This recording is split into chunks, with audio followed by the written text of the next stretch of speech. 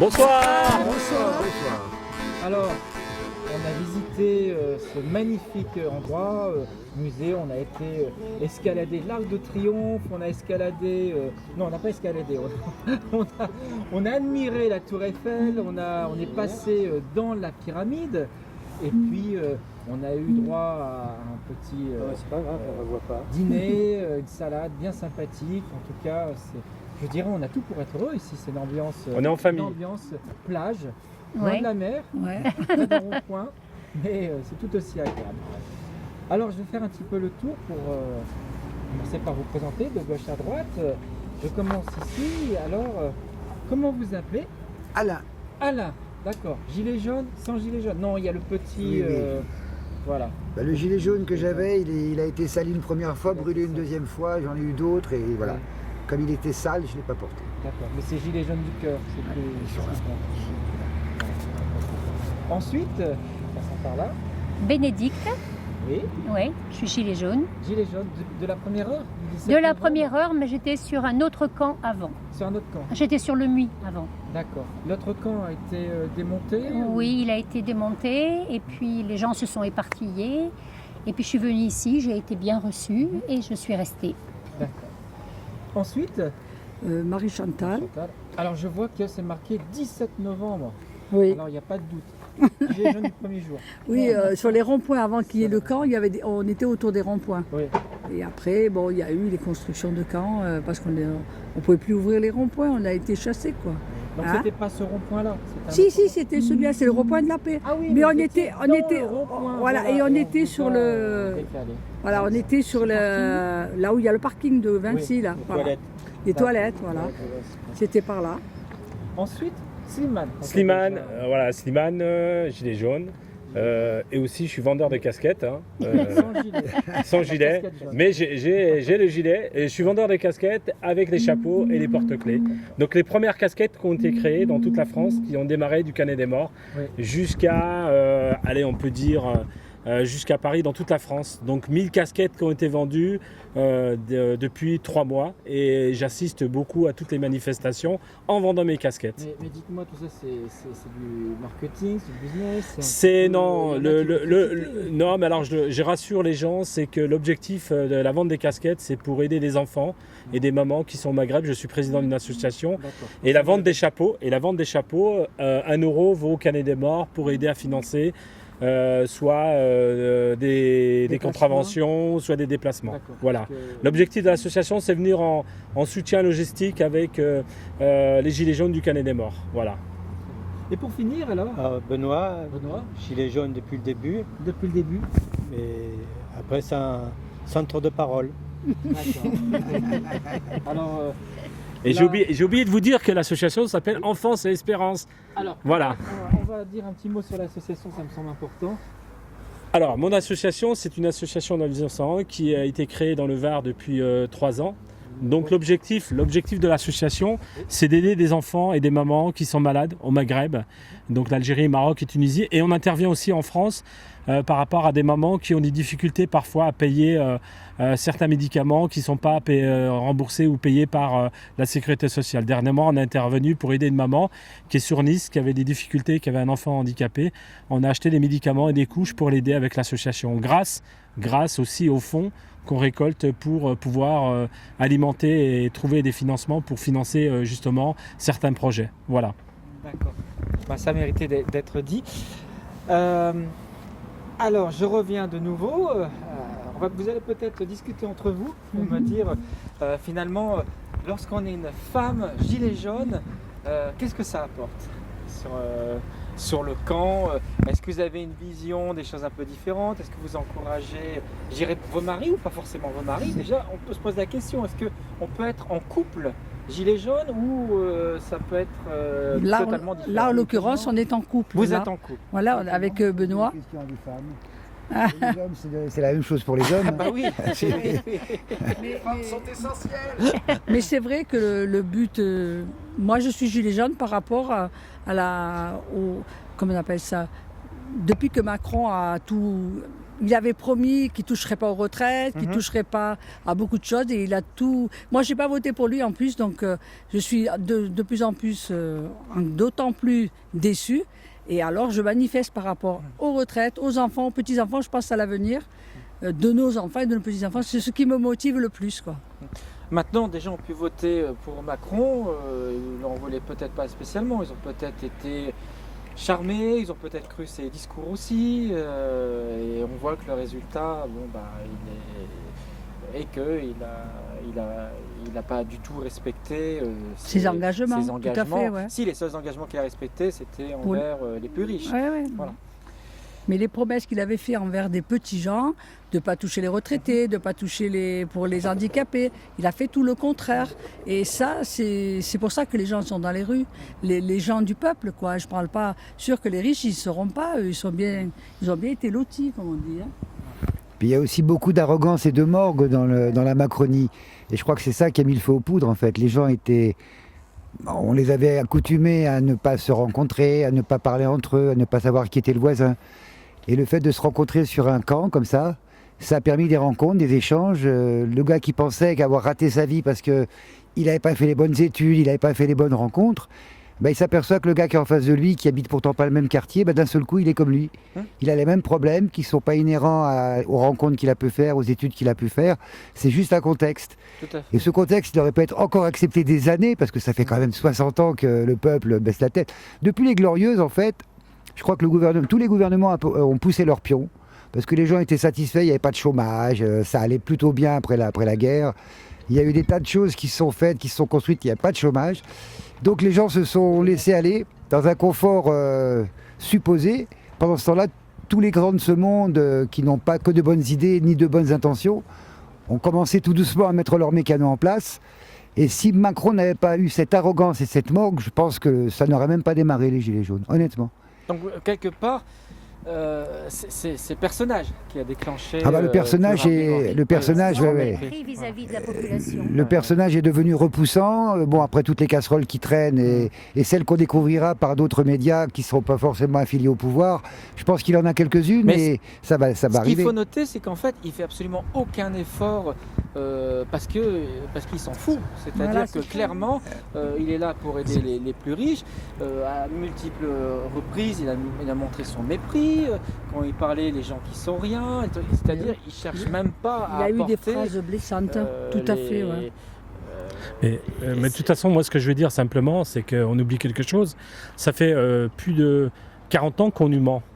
Tous les gouvernements précédents, à chaque fois au pouvoir, qui sont arrivés, ils ont menti au peuple. Le peuple croyant, travaillant, pouvant gagner, pouvant avoir justement une vie saine, et on s'aperçoit qu'en travaillant on était esclave face à la finance, où actuellement petit à petit on a détruit toute la sécurité où nos ancêtres avaient mis en place, la sécurité sociale, les hôpitaux.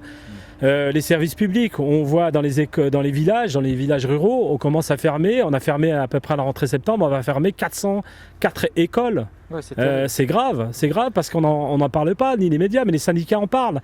Mais les syndicats n'ont plus le droit de parler à la presse maintenant. Ils dénoncent de ce qui se passe actuellement, ce qui se passe actuellement en France. On a vendu les autoroutes qui appartenaient au peuple. C'est le peuple qui a payé les autoroutes. Et on a vendu ça sans demander l'avis au peuple. Et on continue. Et là, on va vendre les aéroports. Mais ce qui est grave, c'est qu'on va vendre, vous avez dit la chose la plus importante, c'est quelque chose qui est vital. On va vendre les barrages. On n'a pas demandé. Et les barrages, ça a été payé par les contribuables. Ça a été construit par les contribuables. Et ce qui est fou, c'est que dans les villages, moi j'habite dans un village, on va vendre les régies municipales. Ça veut dire ceux qui géraient l'eau. Ça veut dire ça va être vendu à Veolia. Veolia va les vendre aux enchères. C'est le programme européen. Tout ce qui est national, c'est mauvais. Il faut que ce soit privatisé. Au nom d'une soi-disant concurrence privée tout à fait. Et en fait, on se rend compte que la concurrence, elle est tout, mais sauf juste, puisque souvent ils s'arrangent pour pouvoir monter les prix. Et il y a des monopoles parfois qui nécessitent d'être des monopoles. Si on part par exemple sur la SNCF, il y a une mission de service public. Tout à fait. Il y a des lignes qui sont rentables, tant mieux, mais il y a des lignes qui ne sont jamais rentables. Donc, si une entreprise privée s'intéresse à ça, ils vont la fermer. Bien sûr. Tout à fait. Et ça ne choque personne qu'on ait vendu l'imprimerie nationale qui faisait nos passeports, nos cartes Mais c'est- grises, c'est- nos cartes d'identité. Oui. Ça ne choque personne, Oui. ça, qui faisait des billets de Des banque. billets, c'est de manière à ne pas pouvoir retrouver rapidement votre indépendance monétaire. Ouais. C'est volontaire. Regardez un exemple. À l'époque, les personnes qui avaient des difficultés de remplir leurs papiers, avoir comme elle dit, ses passeports, on a fermé les sous-préfectures. Oui, et les préfectures. On a délocalisé. Maintenant, c'est tout par Internet. Mais vous croyez qu'une personne qui a la retraite, il a Internet, il sait se servir d'un... Et les impôts. Et les impôts. On est en train de tout. Et donc, ça veut dire qu'on va informatiser pour mieux contrôler la population et dénigrer la population. Et ça, c'est inquiétant. C'est inquiétant. C'est On pas a, un on, futur, a, c'est pas un on, a, progrès, on ça. a fermé des tribunaux. On a fermé des tribunaux. Les prud'hommes, on les a fermés. On ferme des prud'hommes de plus en plus. Et ça, c'est inquiétant. Bah, Voilà, ouais. c'est-à-dire, ils ont le dessin de dire prud'hommes ne serviront plus. Donc, Et voilà. Voilà. les fermer. Et puis en plus, le plus de. Ce qui, qui n'est pas normal, c'est que les impôts ne baissent pas. On nous enlève tous les services publics, on ne peut plus faire nos papiers à la préfecture, on est obligé de faire nous-mêmes nos papiers sur Internet. Et je vois aucune baisse d'impôts. Automatiquement, vu qu'il y a moins de services publics, il aurait dû avoir un résultat au niveau des impôts. On aurait dû être moins imposable, moins taxé. On vous fait Mais, plus de taxes. Au contraire, il y en a Voilà. de plus en plus. Mais, c'est ça si, qui il y a moins d'impôts pour les plus riches, ça voilà. c'est clair. Oui, ça, mais c'est pas clair. je parle pour Voilà. le petit qui va faire ses papiers à la Ensuite, préfecture. ce qui est impôt n'est pas mauvais. Impôt, ça veut dire, c'est pour la collectivité. Ah oui, Mais c'est les il y a- taxes il y a plutôt. deux C'est pour symboles. les services. C'est les taxes publics. plutôt. Oui, voilà. Quand on paye des impôts, c'est pour Bien rendre un sûr. service Bien sûr. à la population. Et on arrive à cette constatation où on dit ah bah vous voyez, il n'y a plus d'argent pour refaire les routes, il faudrait les privatiser. Oui, mais bon mais- sang, l'argent des impôts c'était pour ça. Mais bien sûr. En fait, Le faire évacuer aux îles Caïmans ou partout, parce qu'on a les moyens d'avoir des avocats experts qui peuvent détourner l'argent légalement, parce que c'est pas très honnête, mais c'est quand même légalement. Et le citoyen lambda peut pas le faire, ça. Parce que ça coûte relativement cher de faire déplacer de l'argent, surtout quand on en a peu. Moi, ce qui m'inquiète beaucoup à propos de l'argent, c'est les nouvelles pubs qu'on voit en ce moment. Le gars qui oublie son chien dans l'appartement, le gars qui oublie tout ce qu'il veut, sauf son téléphone, parce que son téléphone est capable de remplacer la monnaie qu'il a dans sa poche. Et ça, je me méfie de ça, parce que ils sont en Mais train de voilà, supprimer la le fiduciaire. dématérialisation. Et ça, c'est grave, ça veut dire qu'on va être tracé tout le temps. Tout le temps, tout le temps, tout le temps. Et surtout l'argent, C'est impressionnant, ça ça. prouvera une chose, c'est que l'argent déjà, bah oui, vous avez travaillé dur pour l'avoir, mais comme il n'existe, enfin, comme il sera dématérialisé, d'un coup de clic, il pourra disparaître. Tout On à fait. pourra, selon votre état de citoyenneté, selon des tas de critères. Bloquer la carte. Moi, ce qui m'inquiète, c'est il y a aussi les aliments, l'alimentation. Qui devient très cher, où des personnes ne peuvent plus acheter parce qu'ils n'ont pas les moyens. Ouais. Des augmentations à tir à l'arigot sans que les personnes y voient. Ça veut dire que ça augmente de 5 centimes, 10 centimes tous les mois et les gens n'y voient pas. Ils vont en course et ces grandes surfaces qui se montent de plus en plus partout, soi-disant qu'ils vont remplir un chiffre d'affaires, mais on se demande comment ils vont pouvoir justement subvenir. Là dernièrement, j'ai vu hier qu'ils vont ouvrir un supermarché sans caissière et sans robotisé le dimanche de 8h jusqu'à 22h le soir. Voilà où on va dans cette société. Mais c'est affreux, et donc ça, vous c'est voulez pas. Mais inquiétant. le problème, c'est que si les gens y vont, eh ben, ils vont continuer. Donc la solution, ça serait que les gens boycottent. Et le problème, c'est pourquoi les gens y vont. Parce que c'est des jeunes qui sont mal informés. Voilà, si les gens n'y allaient pas, bah, ils ne le feraient pas. Il y a plusieurs boycotts qui ont été mis en place, ça n'a jamais marché. Ça n'a jamais marché. Boycotter les pompes à essence pendant 2 jours, boycotter un supermarché, à chaque fois qu'il y a des mots d'ordre lancés comme ça, il y en a eu quelques-uns, les gens ou vont faire les courses la veille, ou alors carrément ils vont le jour même, quoi, parce qu'ils s'en foutent, quoi. Ils ont besoin. Et en fait, le consumérisme, c'est très français, quoi. La plupart des gens, même s'ils n'ont pas de thunes, ils ont besoin de posséder.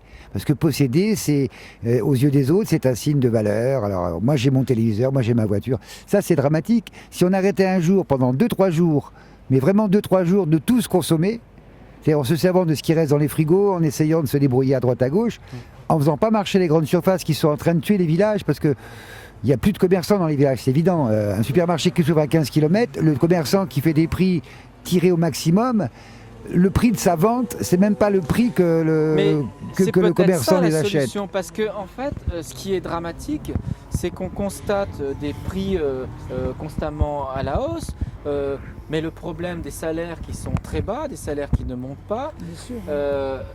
et surtout une inversion des valeurs, c'est-à-dire que des gens qui sont utiles, je pense à des agriculteurs, je pense à des gens qui travaillent dans le service de santé, sont très mal payés, ils ont des conditions de travail déplorables, alors que des gens qui sont peu utiles, des politiques, Ouais, tout à fait.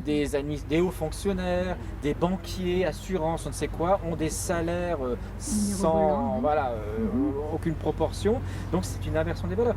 Et on pourrait se dire peut-être que une des solutions, ça serait n'allez pas dans les supermarchés, allez voir votre agriculteur, allez voir Mais vos ouais. trucs, faites les réseaux directs. Bien sûr, c'est pas forcément possible à tout le monde. Faut habiter près de la campagne. Dans les villes, c'est plus Mais ouais, compliqué. c'est plus difficile.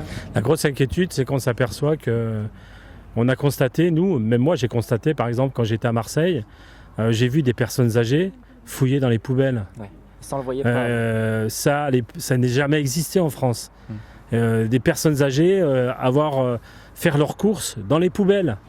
Ça veut dire qu'ils vont plus au supermarché, ils font leurs courses dans les poubelles. ouais. Donc ça, cette image-là, ça choque pas ni un maire, ça choque pas ni un élu, ça choque pas ni les associations qui défendent soi-disant l'humain. Et pour la Et- 5e, et- 6e ou 7e, je sais plus, puissance du monde, c'est une honte. C'est quelque chose qu'on ne peut pas comprendre parce que on verrait ces choses-là dans des pays du tiers-monde, des pays très Ouais. pauvres. Tout à fait. Et là, c'est la France. Tout à fait. Et moi, j'ai vu des agriculteurs qui travaillaient pour 200 € par mois. Des agriculteurs qui se suicident. C'est pire. Ils c'est-à-dire suicident- qu'ils- ils suicident sont parce que- subvention, ils ne vivent que sur les Et dettes. ils vivent de subvention, C'est- mais ils vivent sous pression Oui. parce qu'on leur dit si vous avez trop produit, vous devez Faut jeter détruire. dans les égouts ou dans les caniveaux. Et c'est de l'alimentation qu'ils peuvent distribuer Voilà, c'est contre à la l'humain, population. c'est contre le On système. a un système européen qui a fait énormément de dégâts dans les pays comme la France, parce que la France, c'était quand même un des deuxième ou troisième producteurs au niveau agricole, avec une qualité très qualité, riche. Et que maintenant on se retrouve avec un niveau très bas parce que les agriculteurs de plus en plus ils n'arrivent pas à suivre ce mode de soumission de l'Europe qui est en train de tuer justement l'alimentation française. Et non seulement par de l'Europe, mais il y a eu le traité du CETA qui est encore pire, c'est-à-dire d'importer des choses de Alors- l'autre bout du monde qui sont encore. Alors moi ce que plus j'arrive mauvaise pas à qualité. comprendre, on interdit aux agriculteurs certains produits chimiques dus à l'Europe. Et on sait que ces produits chimiques sont vendus, vu qu'en France ils sont interdits, ils sont vendus au Maroc et certains en Espagne ils les utilisent. Et ces aliments comme les fruits et les légumes reviennent dans les étalages de toutes les grandes surfaces en vente. On voit les étiquettes. Mais est-ce qu'ils sont contrôlés comme ils contrôlent les agriculteurs français? C'est ça, il y a quand même deux poids et deux mesures. On demande aux Français de respecter la réglementation européenne, mais les autres pays européens ne respectent pas. Donc moi je dis qu'il y a un scandale et moi je dis carrément aux agriculteurs il faut qu'ils se révoltent et qu'ils dénoncent ce système-là comme ils avaient fait à une époque. Ils arrêtaient tous les camions qui venaient d'Italie, d'Espagne et ils vidaient les camions comme ça, ils rentraient Mais pas. est-ce qu'ils peuvent encore le faire? Ou alors il faut que tout le monde Le soit problème, solidaire. c'est qu'ils peuvent le faire, mais le gros problème, c'est que ces pauvres agriculteurs, non, ils sont usés depuis 40 ans. On leur a fait croire, produisez, parce qu'à l'époque, on leur a donné des grands terrains parce que c'était la guerre. Il fallait nourrir la population. Ils se sont battus. Ils ont créé un produit de qualité et on les a détruits parce que la finance derrière, ça leur plaisait pas et parce qu'ils n'avaient pas ce qu'ils voulaient. Donc ils ont imposé leurs règles à tuer jusqu'à, contrôler et tuer l'alimentation française. Et c'est malheureux à dire, le français ne mange plus français. Il mange chimique. Donc, Donc parce qu'on pourrait produire de qualité, la France est autosuffisante et Bien on va sûr. importer de l'autre bout du monde. Pire, je pense que dans le traité, ça sert à deux choses. C'est importer des produits de mauvaise qualité aux Français pauvres et prendre les produits de qualité pour les revendre à des Américains ou des Canadiens Exactement. riches. Tout à fait. Tout à fait. En France, on a une très bonne marchandise. Voilà, on est non, c'est pas la peine. On a une très très bonne marchandise et malheureusement, on va acheter à l'étranger et notre marchandise, on peut pas la manger. Qui n'est pas équitable. Alors, c'est que- ce qui est rigolo, c'est que moi, il parle de l'industrie. Toutes nos industries sont parties à l'étranger. Par exemple, on avait une usine qui marchait bien, c'est Michelin. les syndicats, ils disaient on comprend pas, on va fermer l'usine, mais on a on a des cahiers remplis à la commande et on n'a pas de problème. Et ils n'ont pas compris pourquoi. Je veux dire, ces entreprises, par rapport au gouvernement, ils ont fermé les yeux parce que les gouvernements ont fait beaucoup de dégâts dans l'industrie française. Ils ont vendu le patrimoine aux Français. Alors, ils ont vendu le patrimoine des Français. La liste est longue. Elle est longue. On peut Il y a en Arsenal, commencer. il y a Arsenal. Arcelor, excusez-moi, Arcelor. Il y a Alcatel, Alcatel, tout à fait. Il y a Michelin qui était une usine. Alstom, le textile qui est important, qui crée des milliers d'emplois. Il y avait des millions d'emplois en France. Et ce qui est... Il y a aussi les France Télécom, la Oui, Poste, oui, tout est ça, privatisé c'était maintenant. privatisé. Et ce sont des services qu'on n'a plus. Et délocalisés. Et on se retrouve à nous embêtés quand on veut faire quelque chose. C'est nous qu'on doit tout faire. Et même poster la lettre. Moi, c'est devenu à la banque, il n'y a plus d'accueil. Dans les banques, il n'y a plus d'accueil. Par contre, terminé. ils n'ont pas eu l'idée de délocaliser les politiques non, ça, et tout non. ça. Et de Et baisser surtout leur pas de salaire. leur enlever leurs privilèges. Ouais, Surtout pas de leur enlever les privilèges. Alors le scandale, c'est qu'un citoyen, lorsqu'il commet une infraction, il est condamné. Mais un politique qui est surpris, qui est vraiment, je veux dire... La main dans le voilà, dans la confiture avec des preuves et tout, on lui met un bracelet. Voilà, il a détourné des millions, on lui met un bracelet. Bon, c'est un ministre, voilà, il utilise comment on peut dire, ses jokers parlementaires ou ses jokers diplomatie. C'est ça qui va pas, c'est ça qui dénonce, c'est ça qui va plus. C'est pour ça que si le Français est descendu dans la rue, c'est qu'il y en avait un ras-le-bol. Le ras-le-bol de quoi? Eh ben, de voir tous ces gens-là qui ont trahi le peuple, qui ont trahi depuis le début le peuple, qui ont menti au peuple. Il faut le savoir. Le peuple qui est soi-disant travaillait dur, travaillait plus, gagnait plus, et ils se sont aperçus qu'ils se sont foutus de leur gueule, les politiques. Ça va de l'élu jusqu'au président de la République. Nous, ce qu'on demande, c'est que le peuple demande maintenant une transparence totale. Et que lorsqu'il y a une personne qui détourne de l'argent du peuple, qu'il soit condamné, comme tout le monde, et qui va en prison. Donc vos revendications sont vraiment très claires, parce que c'est toujours le même leitmotiv, c'est les gilets jaunes ne sont pas structurés, ils n'ont pas un discours cohérent, c'est pas ce qu'ils veulent, c'est des trucs, alors qu'on entend toujours les mêmes choses. On peut résumer sur quelques points, c'est qu'ils ne veulent pas entendre, c'est qu'ils font tout pour discréditer le mouvement. Tout à fait. Absolument, absolument. Mais on pourrait aussi imaginer que fatalement le pouvoir corrompt les gens. Oui, C'est la raison pour laquelle on veut plus de pouvoir pyramidal, parce que mettre un personnage au sommet de l'État, on peut imaginer que c'est un humain et qu'il va forcément, sans s'en rendre compte tout doucement, de manière subreptice, il va commencer à utiliser le pouvoir qu'il a pour en faire certainement autre chose que ce pourquoi il l'avait demandé. Mais c'est pour ça que nous, on veut plus de pouvoir pyramidal. On a essayé de le faire sur le corps, c'est compliqué parce que l'humain, ça se gère au jour le jour, et les problèmes d'ego vont avec les problèmes humains.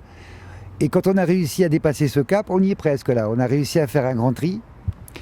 Maintenant, il faut apprendre à travailler à l'horizontale, c'est-à-dire il n'y a pas de chef. Toutes les idées sont intéressantes, elles sont toutes débattues, et au final, on vote. Et l'unanimité décide si la personne qui a donné une idée, elle est valable ou pas. Une fois qu'on a fait ça, c'est intéressant parce que ça veut dire que le peuple, il est vraiment partie prenante de l'idée. C'est pas quelqu'un qui lui a dit, tiens, aujourd'hui, on va mettre à 80 les routes. Parce que ça nous arrange bien, il y a un mec qui va faire les poteaux, c'est un copain au ministre machin, il va s'encaisser des ronds derrière, les radars pareil, et tout ça. Donc un truc pyramidal, c'est fini. Et en fait, je crois qu'il a été le dernier, Macron, là, le roi Macron, il a été le dernier à utiliser ça, je pense. J'espère, en tout cas. Nous, on ne lâchera pas. Et on lâchera d'autant moins l'histoire d'ADP, parce que si on imagine qu'un aéroport n'appartient plus à la France, un aéroport situé sur le sol français, ça veut dire que de ces avions-là sortiront qui voudra, les marchandises qu'ils voudront, et on ne pourra rien faire. C'est un cheval de Troie, les finalement. douanes leur appartiendront, c'est de la folie, quoi. On ne peut pas laisser ça. Alors donc, pour la mémoire, soutenez ADP, tous. Est-ce que vous avez quand même bon espoir que ce référendum marche? Parce qu'il faut quand même beaucoup de voix. On parle de 4 millions, 7, 5 millions. Ouais. On est à 700 000 à peu près. 700 On est 000, à 700 000 là. C'est pas beaucoup, ça avance pas vite. Bah, Alors il je- faut aussi Il dire y a que une mauvaise il y a information. de façon Voilà. volontairement, alors Il y a que pas d'habitude ils d'information. adorent communiquer sur tout. On n'en Sauf parle sur pas. ça, On n'en pas parle très jamais. peu. Ils en Ah, parlent tout pas. à fait. Le site extrêmement Il compliqué est pas à On est utiliser. d'accord, oui. Il faut rentrer son nom, sa date. Et les gens qui ont déménagé, les gens qui leur manquent une information, font qu'ils ne peuvent pas s'enregistrer. Donc c'est déjà. Après un c'est gros fait que filtre. par C'est les Internet. vacances aussi, c'est les vacances là. On peut imaginer Ouais. que les gens sont loin de tout ça et qu'à la Ah. rentrée, ils vont peut-être commencer à s'y En mettre. plus, le En fait tout qu'ils cas, ont. nous, on fait tout Voilà. ce qu'il faut pour. On a mis des pancartes sur la route pour ADP tourner ici. Il y a des gens qui viennent tous les jours. On a dû faire à peu près, avec notre petit camp, on a dû faire à peu près 80 signatures ADP quand même. C'est pas rien. Si tous les camps font comme nous, il y a des marchés qui sont utilisés avec les ordinateurs et le réseau de la mairie pour faire signer les gens sur place sur les marchés. Donc voilà, donc ça c'est une action concrète des Gilets jaunes.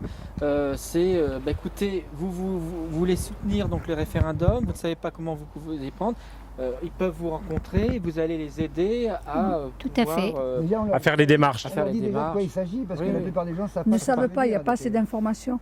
Puis une chose est sûre, c'est que ceux qui ne savent pas se servir d'un ordinateur, s'il n'y a personne devant eux, les personnes âgées par C'est exemple, déjà perdu. on n'a pas créé la possibilité qu'ils puissent signer sur un cahier par exemple. Des gens qui n'ont pas envie d'aller sur ordinateur ou... vous voyez ce que je veux dire? Oui, déjà, Il n'y a pas eu il- de possibilité il- pour les, il y a un pour les accès, anciens. On aurait dû laisser Puis la il possibilité. y a aussi quelque chose d'assez, il y a un truc assez sournois là-dessus. Ils rendent tellement compliqué l'inscription au soutien d'ADP que si par malheur il arrivait qu'à la fin, au mois de février, je crois que c'est fin février, il n'y ait pas les 4 500 000 signatures, le gouvernement aura beau jeu de dire, ben voyez, vous voulez le RIC et vous n'êtes même pas foutu d'avoir le RIP, quoi. Ouais, c'est ça. En gros, c'est ça. Donc il faut qu'on y arrive. Il faut qu'on y arrive. Mais On va y arriver. vous On allez- lâche rien. On lâche rien. Sur les casquettes de Slimane, la prochaine fois, il y aura ADP dessus. Bah, pourquoi pas, hein. De toute façon, je suis ouvert. Hein. C'est pour ça que l'objectif, Signer c'est sur d'aller un jusqu'au bout. Jusqu'au bout. Et je Et pense vous que. n'avez pas peur des risques de manipulation, de fraude aussi à ce niveau-là? Bah, Parce que le gouvernement est près de Le problème, tout. c'est le contrôle. On peut pas bien contrôler, C'est hein. le contrôle le problème. Le problème, c'est toujours le contrôle. Et puis, on peut revenir aussi aux élections. C'est pareil. Voilà. Moi, personnellement, j'ai été dépouillé dans une mairie pas loin d'ici, les suffrages concernant les élections européennes. Et à 3 reprises, dans une enveloppe, il y avait 2 bulletins d'un mouvement.